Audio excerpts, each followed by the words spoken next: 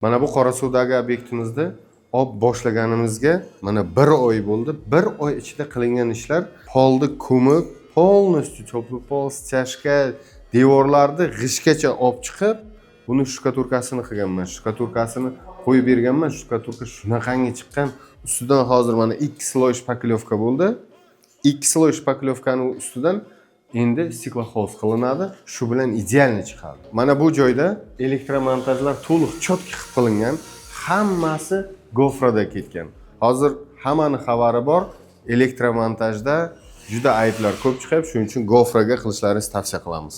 Mana malyarlarimiz ishlab yotibdi. Gipsokarton ishlari boshlangan. Santexnika hammasi tugagan. Ichkari issiqqina maza qilib ishlashyapti. Bu obyektimiz tez orada tayyor bo'ladi. Buni hozir eshiklarini hammasini chotki qilib zakazini qilganmiz. Mebellarni ham patologgacha qilib, patolog razmerlari bilan hammasini mebelchiga aytganmiz. Bizni kuzatishda davom etsangiz, hammasini qo'yib boramiz.